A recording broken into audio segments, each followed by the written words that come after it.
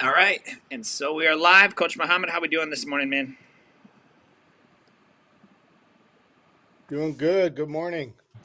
Awesome. Are you everything coming through okay? Are we it seemed like there's a little bit of a delay with the audio. Are you hearing me or is there a slight delay on your end?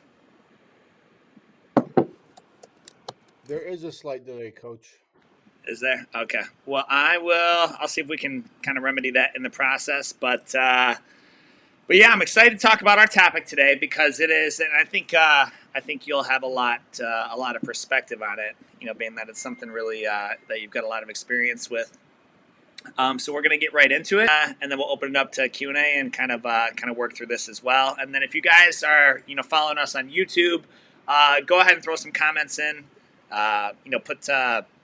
Put the comments in. Let us know how the audio and the video and everything's going. So first one we have is, why do kids in our kids program, and this is not jiu-jitsu specific, so I'll concede that, but why do kids listen to coaches even though a parent may say the exact same thing?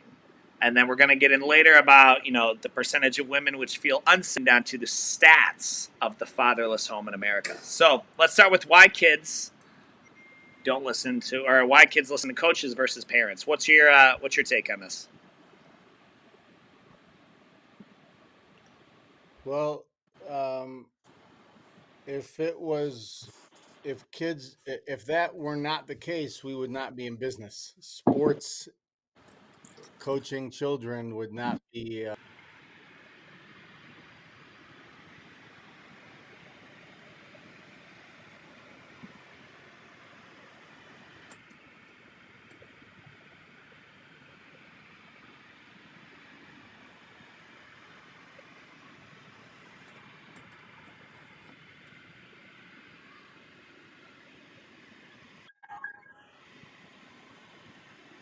You still there, Coach? Yeah, I just You I got got lost booted. for a second. Okay. So you said we're not the ones who are gonna hug the kids, baby them, cradle them, that type of an aspect. So what's the dynamic with a coach then? So the dynamic with the coaches, we have coaches, martial arts coaches have an expectation of being strong, uh, being persistent, and persevering. And it's not an easy thing. We're not asking them to it's not a walk in the park. What we do, the journey of a martial artist is not easy. We know it. Our students know it. Coaches know it. The kids know it. But this is where they go to grow up and man up. And they don't want to let somebody down whose life and mission is to develop them into essentially a warrior. So they are less likely to let me and you down versus their parents because they know the emotional support. It's always going to be mom and dad are always going to there's a bigger threshold for accepting that you can't do it. It's okay. I still love you. It's okay. I'll still be here for you. But martial arts coaches expect and demand effort, persistence, and perseverance. I think it's interesting, and the wild thing is, like, our kids aren't immune to this. We have parents all the time. I'll go up and tell a mom or a dad, like, hey, little Johnny did great. He a little bit of issue with focusing, but I just told him. I told him that we want to be leaders or whatever, and they're like, I've told him that all week. We've been working on that with him all week, and that's my own kids. Like, I have, I know Coach Mark's watching. He's one of our best coaches. He's just got so much coaching experience, even outside of jiu-jitsu. Get a lot of compliments on him, and he's told me things about Landon or Scarlett that they I know for a fact I've told him, right? But it's like, especially Landon, the kid, like, just in one ear, out the other. Like I'll talk to him, and it's he might as well be deaf, And I'm like, all right, well, Yeah. but then it's just, I don't know if it's a different environment, if they're like, oh, mom and dad are always going to be there, but then it's like, it's like a pattern interrupt almost. They come out. I don't know what it is, dude, but it's like, I mean, our kids aren't immune to it, right? Like my kids don't see Coach David. No, no. Like there when I step on the mat, you know, I put the fear of God into some of these kids. Like you're not going to disrupt or interrupt my class if I'm leading it. Like just very simply put. But my kids, dude, like they're just, you know, I'm just dad to them. It's a weird dynamic, and I can't quite put my finger on. I can't quite put my finger on it, but it's a real thing, you know. And we tell parents all the time, don't take it personally. It's not that they don't respect you or anything like that. That's just the benefit of having a coach and someone to come alongside and work with them on it. So we're not immune to Yeah. it. Yeah, I was talking to a parent, I believe it was yesterday, and I just checking in with the mom, how you doing and how things going. And she actually told me she ran into you at Revved Up Fun at this kids facility or something. It must have been right. Yeah, it must have been Robin. Yeah, Yeah, so she told me she's like, the kids were kind of being fussy. They wouldn't leave or whatever. Coach David happened to be there, and he got down, tied his shoe, and talked to the kid. And she's like, I don't know what he said, and I'm sure it was the same things that I was saying. But I'm the sure. kid's eyes popped out of his head. He was listening to coach, and he was good. And that is the type of relationship that we have with a coach has with their students. Yeah, It's always about staying in line, staying focused, working hard. That's the consistent message that they get. And I think that's an important relationship to have because they know what to expect. And when they see or hear it from somewhere else or they see it in somebody else, they have a reference point of where that message, where do I go to get that message, or who in my life has been that person. And and that's how you kind of establish a relationship on what to expect from student to kid. yeah, I agree, and it's reinforcing the consistency in the message. You know, child rearing is patience and consistency. It's the exact same message over and over for 18, 25, 30 years. You know, like it's just reinforcing that same message, and the more that's why it's important to find wherever you go, whether it's your school, your jiu-jitsu academy, you know, your place of worship, whatever places your life entails or in companies like that, it needs to be in line with that, because I don't want to, you know, like I pay good money to send my child to a school where I know they're going to reinforce our world values. Why would I send them to a place where I get to now unteach them everything they just taught them? Like that's a complete waste of my energy, and I just wouldn't do that. You know, so finding someone who's in agreement with that is important. You know, with that. So moving right along. So, Coach, I want to try and share this here best I can. Would you take a guess? Let's take a guess here. What percentage of women would you guess are afraid of going out in public at night? To clarify.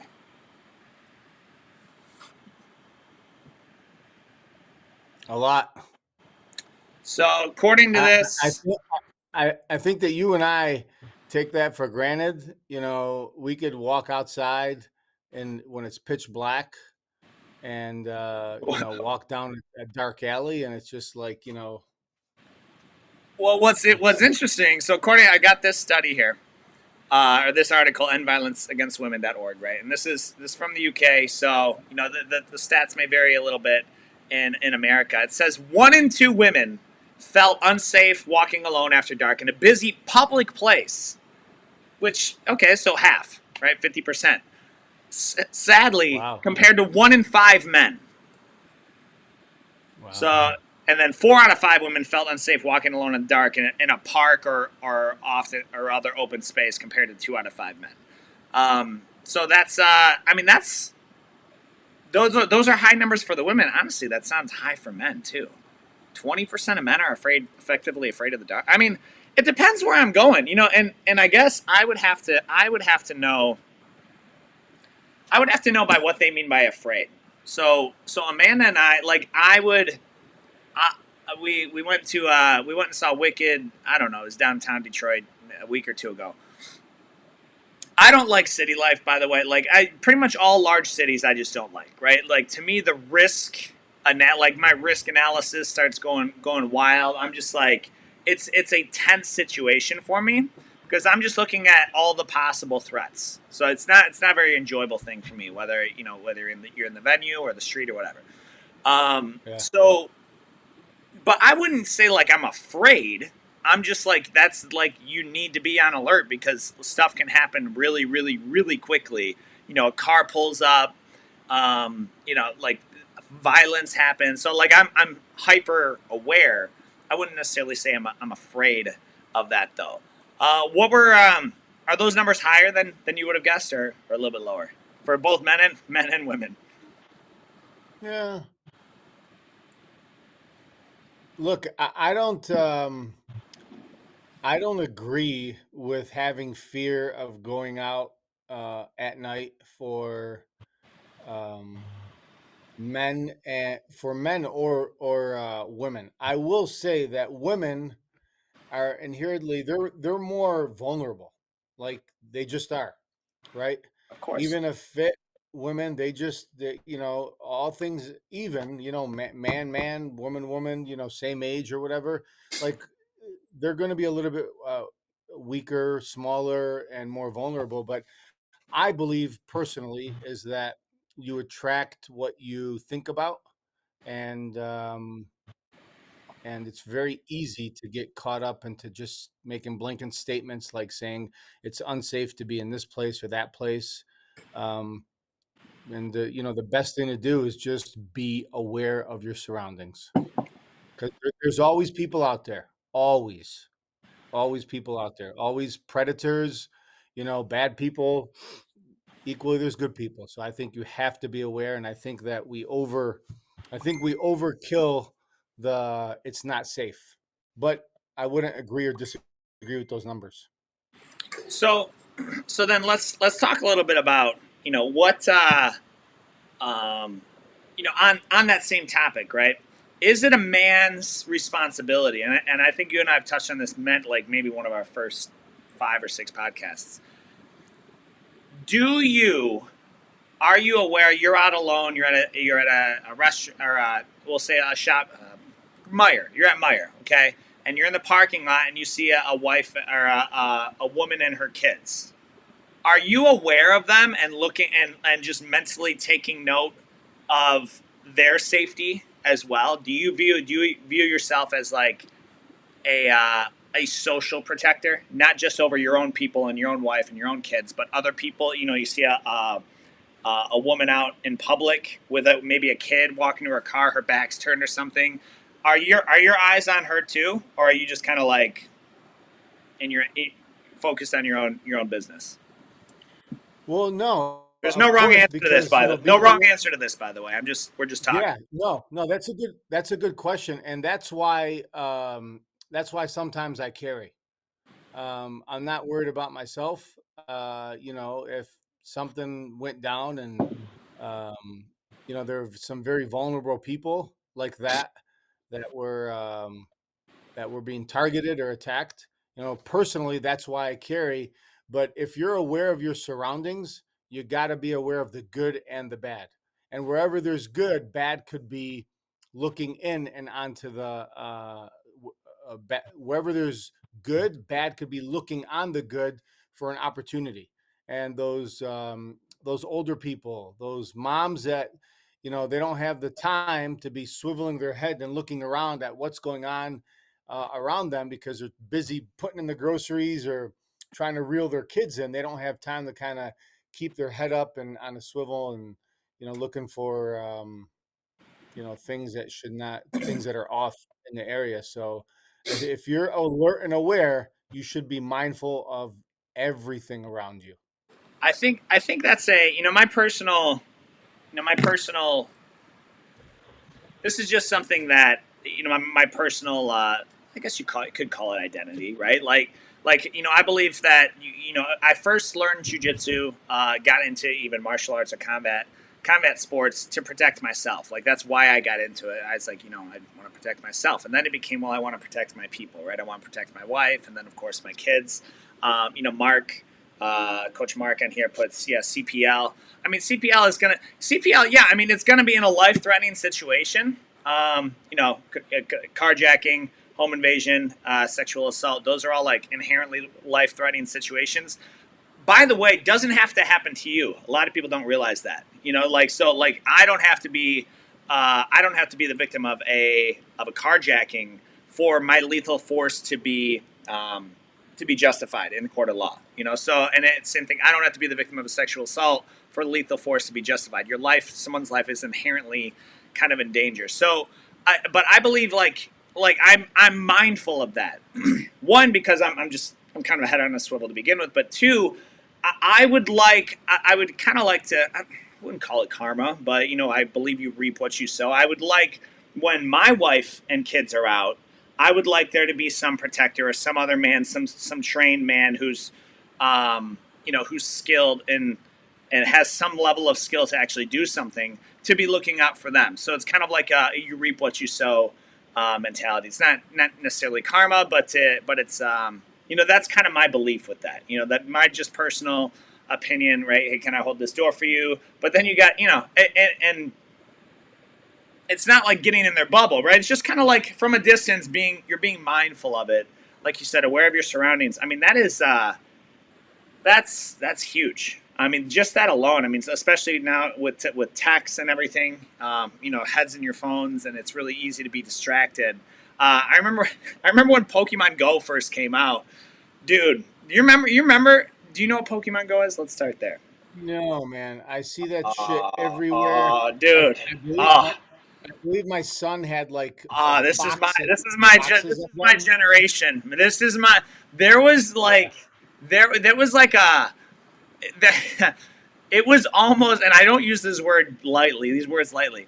It was like a dream come true. When Pokemon Go came out, it was like, now I can actually be like a Pokemon trainer. I can go catch actual Pokemon. So like now you're going out, like out in the real world and catching these. So I digress. But these kids were like walking like off. I think I heard an article of a kid walking off a cliff. I don't think it was like a cliff to his death, but I think it was like a pretty big drop, or they're walking into traffic. They're just like, they're following this VR to go catch these Pokemon, and how many times are we distracted like that? So that's kind of my personal sort of take on I'd say other women in public, or awareness like that. And Well, my personal take is, probably Chuck Norris, Bruce Lee, not Pokemon. yeah, Okay. well, yeah, no, well, no. I'm just my personal take on looking out for the other women. But hey, dude, my Yeah. man, when my daughter, listen, it's a very special thing. It's a very special. So imagine the first time you watched The Karate Kid with Jabril. Was that like a special moment for you? I don't think that's been done. My kids make fun of me about that movie. Oh wow. Oh well. Yeah. Well, it's a little late now because he's a man. But like, it's a really special thing to see Scarlet. Scarlet is literally playing. She plays Let's Go Pikachu, which is effectively Pokemon Yellow Edition. To see her beat the trainers that I beat at the age that I beat them, and then like beat the game and go catch Mewtwo and beat the Elite Four, like that's like I'm like, dude, that is so cool. And they're playing Mario, growing up on the games that I grew up on, and then but now she's training jujitsu at early, as opposed to not. So she's got a lot more going for her. I think it's cool, dude. I mean, Yeah. that's like something Yeah. really really special. Yeah. Before we move on, like we were talking about CPL and gun training and things like that. Yeah, yeah, I've yeah. taken some cla- I've taken some classes with Mark Lesky, and if anybody is interested in taking classes, I mean, this guy had me at the gun range holding and all the way out, like literally having the butt of my gun around the dividers, shooting at the targets, and taking a couple classes on handling, when to shoot, how to handle a gun, I think are very, very, very helpful, and it would give anybody a lot more confidence in being around a gun, handling a gun, how they operate. And it doesn't take long. Just a few classes, I think, will go a long way. So I don't know if Mark is on here and if he's still available to do that, but I would highly recommend some type of training for anybody, because it just gives you so much more comfort when handling a weapon. I would agree a lot. It's one thing to actually get your CPL, which just pretty much teaches you the gun laws, right? Doesn't teach you any.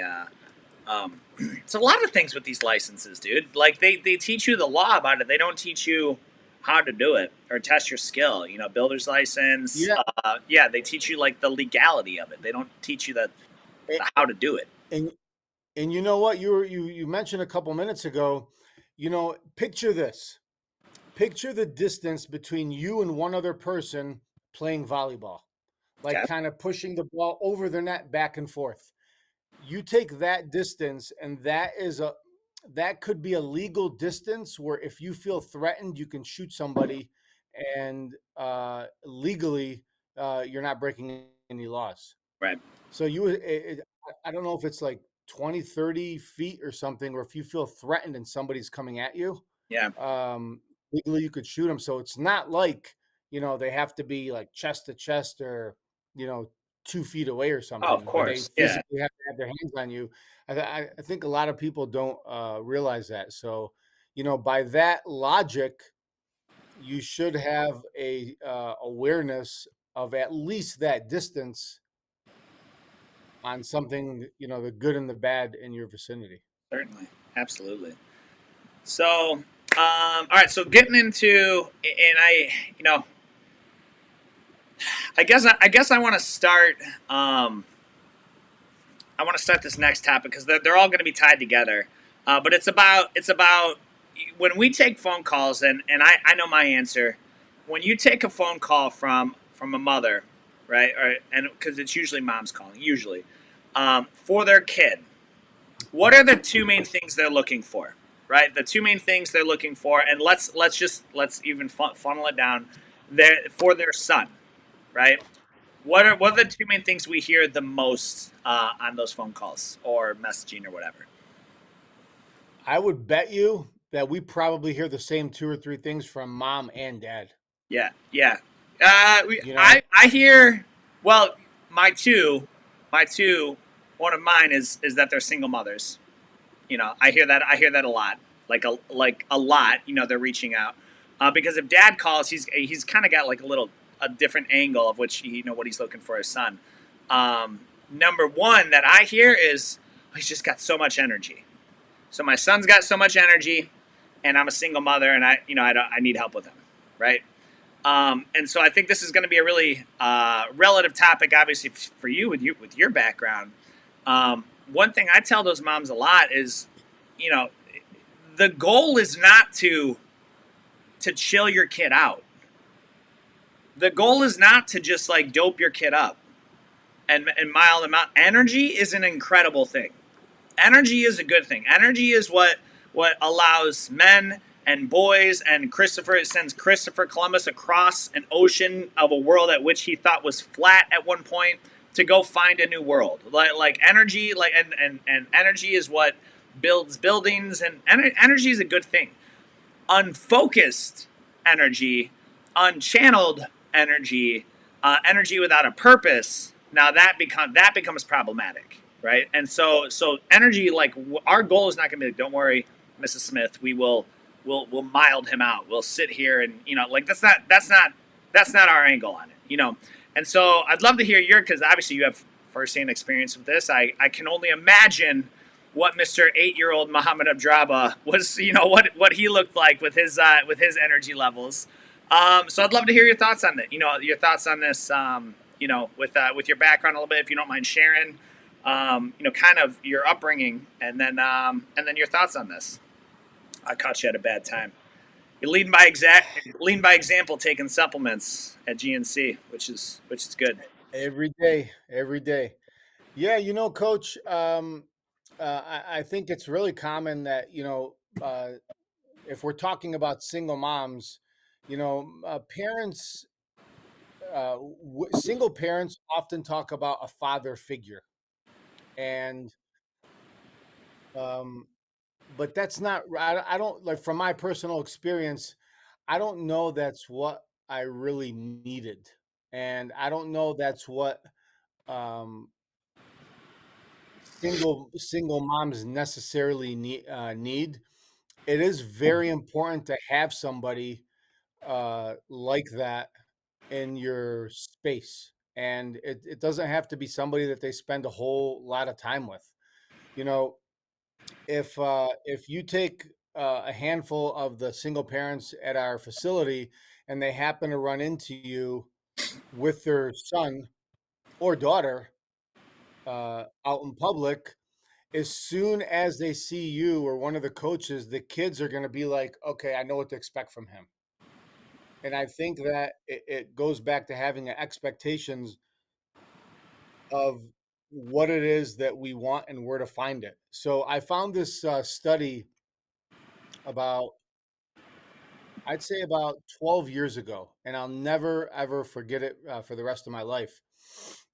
They interviewed some of the most successful people in all of in the entire world.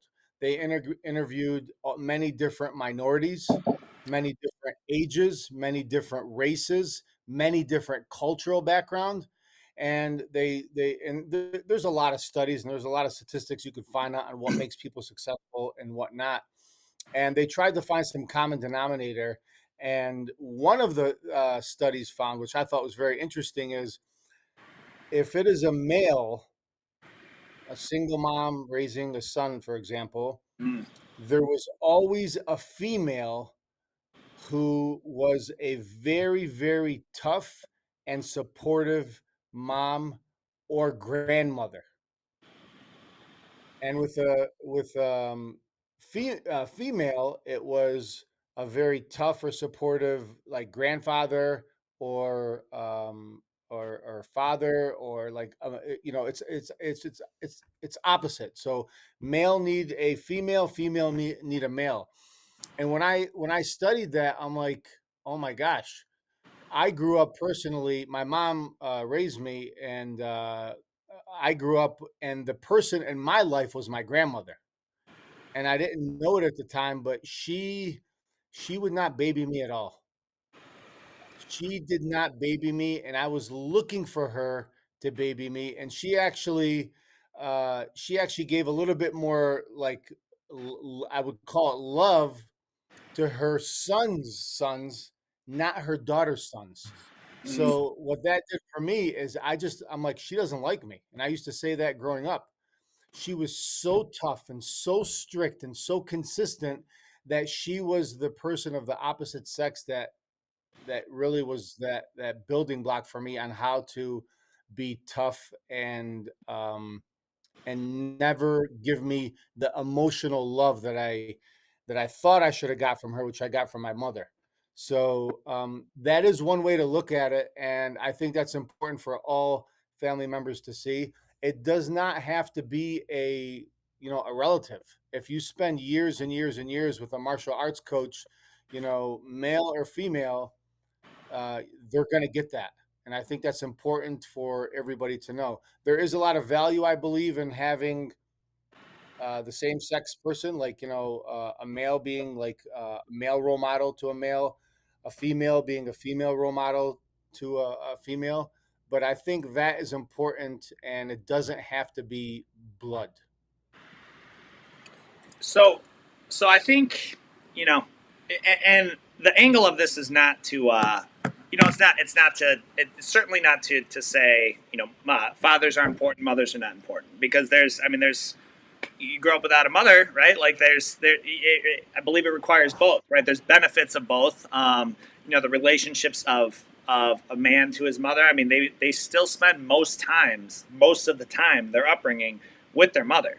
I mean, like dad, even if both parents are present, dad's at work, the kid's with mom the majority of the time. That's how it is with my. I mean, they see Amanda way more than they see me.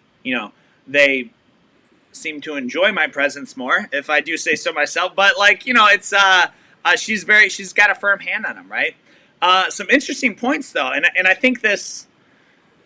I don't want to get into the why. Why they're. I don't want to get into why there are fatherless homes. That's not the angle of this, but I do want to cover some of the. Have you seen the stats of fatherless homes, like children from fatherless homes, and like they follow them through? Have you seen some of these? Not in a while. I know they're not good. They're not good. Not good is an understatement. Okay, so this is from these are stats, right? 63% of youth suicides are from fatherless homes. That's from the U.S. Department of Health and Census. 5 times the average. 90% of all homeless and runaway children are from fatherless homes. 32 times the average. 85% of all children who show behavior disorders come from fatherless homes. 25 times or 20 times the average. Center for Disease Control. 80% of rapists with anger problems come from fatherless homes. 14 times the average. Justice and Behavior. 75 or 71% of high school dropouts come from fatherless homes. And so, it goes on to share that. And I think it's important to note, right? I mean, you had mentioned the dichotomy of a firm, structured hand from the mother or grandmother figure, and then also, there's a role that fathers or father figures, as we'll say, grandfathers in some cases, or uncles or whatever, or even stepdads who step in, right? They kind of take over as the father. It's not even their own kid. Like, you are setting the sample of what a man is to look like for a young boy, right? You're setting the standard of, like, this is what a man does. This is what I've used this a lot. I never saw my father work out. He worked a lot, but he didn't work out. Like, I take that back. I may have seen him run with my brother like once, but the pattern of this is what you should do. You should exercise your body and build your body. Like, it's no wonder that I was 200 pounds in the 7th grade. You know what I mean? Like, it's really no wonder. And that's certainly not shade on him, okay? Because I've got pretty good work ethic as a result of the standard that he set in that realm, right? But like, like, you're kind of setting the role for this, with these. So what would you say to, like, let's talk to two different people. Let's talk to maybe let's talk to the single mothers, since that's who we're talking about, and they have a young man that they're looking for something like this. How will jujitsu help? And I'm using jujitsu generally because we have a lot of out of state viewers too. Wherever, Google jujitsu near me, okay, and we'll help you if you're out of state. We'll help you find a school, right? Because martial arts was certainly a turning point in your life. It was absolutely a turning point in my life, and the far majority of jiu-jitsu coaches, they're going to make a huge difference if you commit to that. So what would your message be to those, especially as a product of, I've met your mother, Miss Nazmia Elder. I mean, she's an incredible woman, and I think she did a great job, with raising you guys, and you're here as a testimony to that. So what would your message be to them, single mothers, as a product coming from being raised by a single mother effectively? What would your message be to them?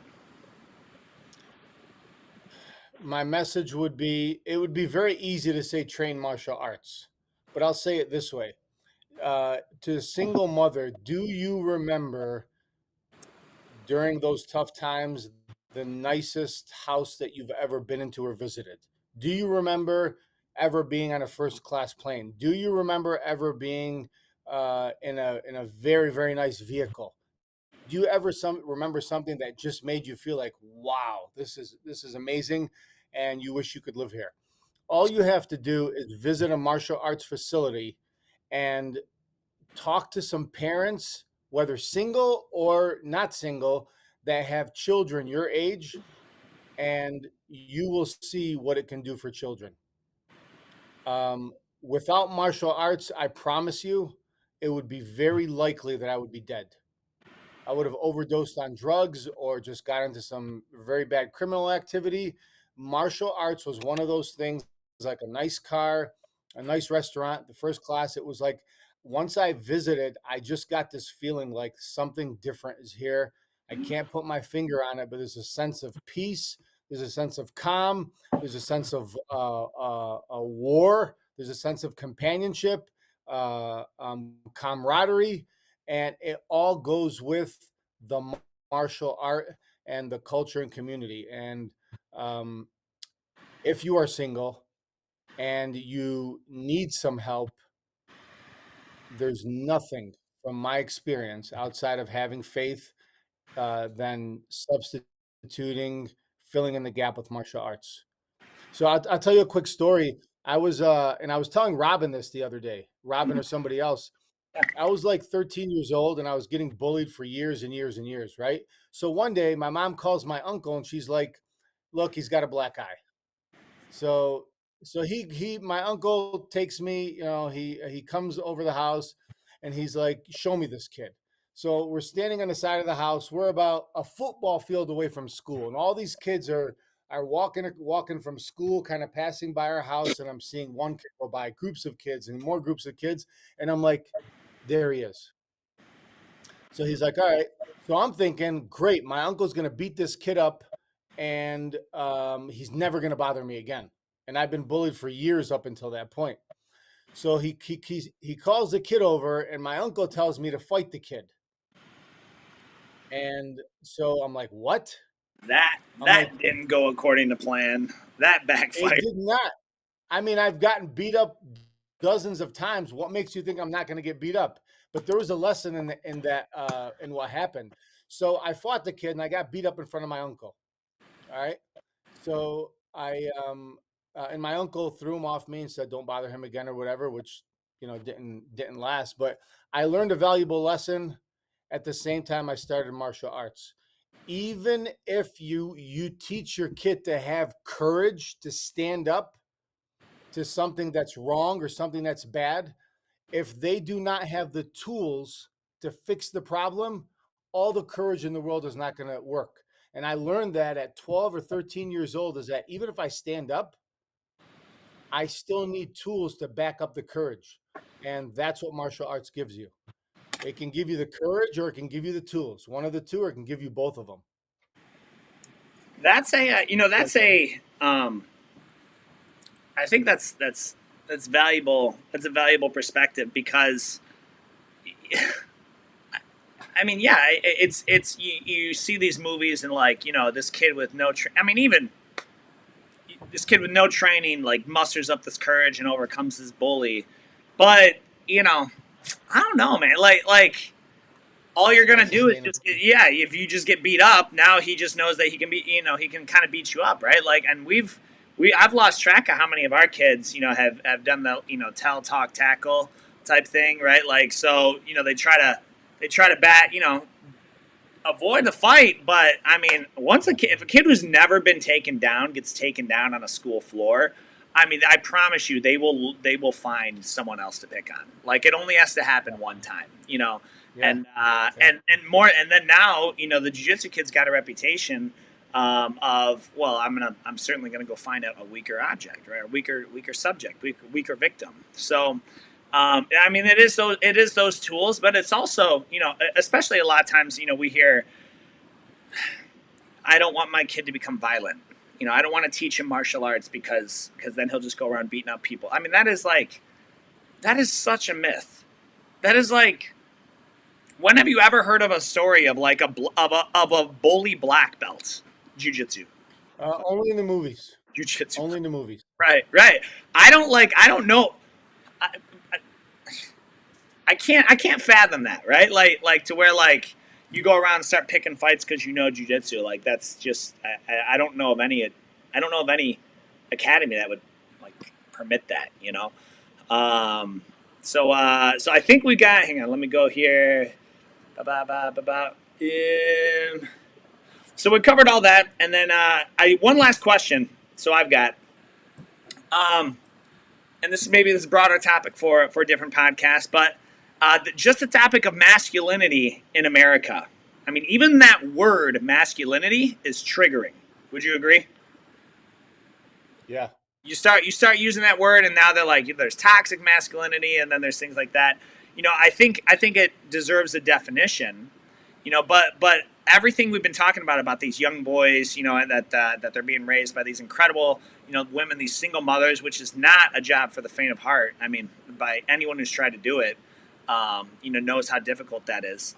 So, but masculinity is in its purest form is a good thing. It is that courage you were talking about. It is that empowerment to look out and defend those who need it, who need to be able to defend themselves. Masculinity is that drive to go risk something, to start a business or pursue a new country, or maybe be the first, to the first to go to market with something. Like, there's a lot of positive attributes to it, and what's been labeled as toxic masculinity is really just like demented behavior, right? It's everything against what we teach. It's lack of self control, mental weakness. A lot of these abusive men, both mentally and physically abusive. I mean, they're just mentally weak. I mean, really mentally immature. They lack self control. They have no impulse control.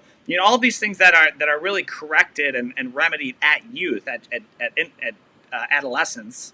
It never was, right? And so then they turn into these pretty much 35-year-old boys, but with muscles, right? So what's your take on, like, what are some?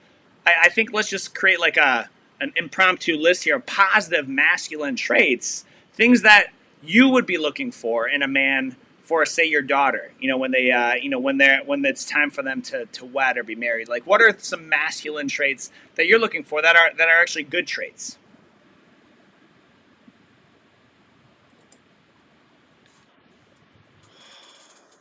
Yeah. As far as my daughter Or, goes, or whatever, or your niece, or yeah, your whatever. you, I mean, you, you I threw me just, I off just there. shook you. I just shook You you with threw how me. soon does Mia's wedding's coming, and you're like, that's within Yeah. 5 years, dude. That's Yeah. We're funny. talking about it. But, well, I'll say this about, masculinity. Um, there's a, if you've ever watched a movie and, take Al Capone, for example, Okay. take Al, Oh boy. take Al Capone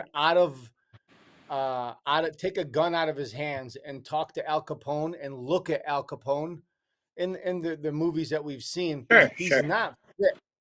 He's not fit, but that's a masculine man right there. He's not fit, and you can say he kind of has a little bit of a gut, Hmm. but so it's not always the muscles that give you masculinity. Sure, sure. It's the confidence and self assurance that you have, and the ability to back it up with knowledge, with physical skills, social skills. So I think masculinity often always veers towards, like, oh, that guy's got muscles and he's jacked or he's big or he's ripped. That's no, no. A masculine man is so much more than the weight that he lifts, because you could be very masculine, very confident, and not be jacked. I don't have to tell you how often that, we see people that are like, just like trucks, biggest trucks, but they're not masculine men.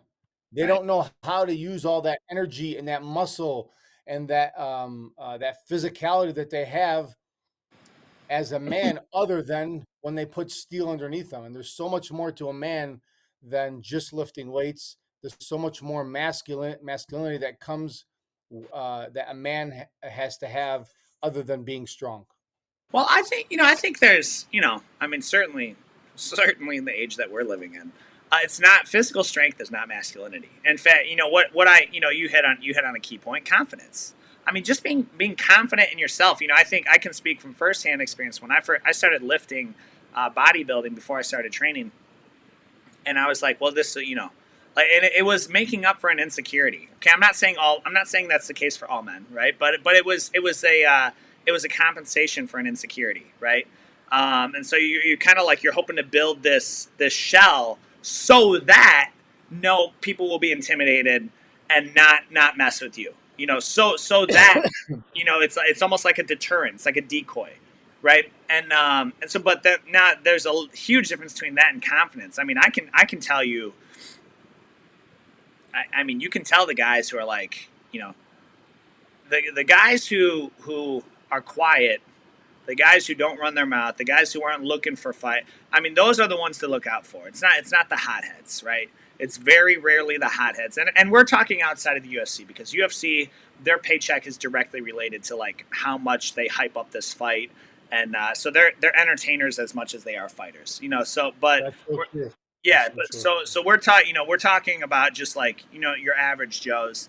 Confidence is a big one. I will say confidence in their decision making, their even just their own security with it. Their selflessness, their humility along the way is I believe a big one, right, to it, and also what you're willing to do I truly believe, ironically, of all people, and if you haven't seen his stuff lately, I would recommend checking. I don't see him very often, but have you seen Shia LaBeouf at all lately? Like any of his stuff? Uh, I'm sure I have. He's like, yeah. So Shia LaBeouf is like, I caught like someone sent me like a 1 minute clip, and he's like, it's not about making the most money. It's not about going to war. It's not about even fighting, right? He's like it's when you become like when you start providing and protecting, and caring for those around you and under your care. Like those are good traits of masculinity, right? When you start stepping in and seeing the good that needs to be done and seeing that no one else will do it and being that man, being that man to do it. Like these are positive, uh, um, positive traits, masculine traits that, that I personally I'm going to be looking for, when in forever, when in 37 years, when Scarlett gets married, but, these are things I'm going to be looking for, and she's going to be aware of it. But you and I both know first and foremost, the type of man that a woman is going to be attracted to is going to be very very closely resembled to what she sees in her father, and so you're kind of you are the role model first and foremost of the standard of how she's to be cared for, and how you care for your daughters, and how you nurture them and speak to them, and is gonna you're setting the expectation for who her husband's gonna be. So that's it on our list. Do you have anything else to add, Coach? I'm going to browse these comments here for a second. A lot No, of let's it's see what we got. right now. We're just on YouTube because we're on YouTube and we're on Instagram as well. Aaliyah says Matt still plays. I'm assuming Pokemon Go, like it just came out, dude. That's commitment. That is commitment to be playing Pokemon. Like this far in, I don't even know what the gyms would look like. Like I'm so far behind. Like I don't even know. Plus, it takes up a lot of bandwidth. I don't like the notifications. Audio and video is good. It's actually true. Okay, so that's what we got, you guys. This will be posted on our Facebook as well. And then we are just some news that we have going on. If you're not in our newsletter, pop your email. DM us your email. We'll give you our weekly newsletter. A lot of things coming up really big. We have 5 summer locations now. Our leadership summer program is going to be in Brighton, Canton, Livonia, Southgate, and Monroe. And then we also have our Canton Plymouth location, Jiu-Jitsu Academy, opening up this year. Super excited on that to be breaking ground, and also our kickboxing program. Kickboxing program launched in November, and that's taken off like why. I see more and more people like coming in. Dude, they're like getting some sweating in there, and that kickboxing program, like they come in and they're all literally every one of them are just drenched in sweat, and so that's it's good to see that. Honestly, it's good to see a lot of our guys mixing that together. So if you're on YouTube, what's the command in YouTube? Subscribe on YouTube, like, comment, share. If you're on any of the socials, that really helps us out, helps the algos get us found. And we'll see you guys next week at the podcast. Hoping to have one of the special guests next week as well. All right, guys. As always, we'll see you on the mats. Next.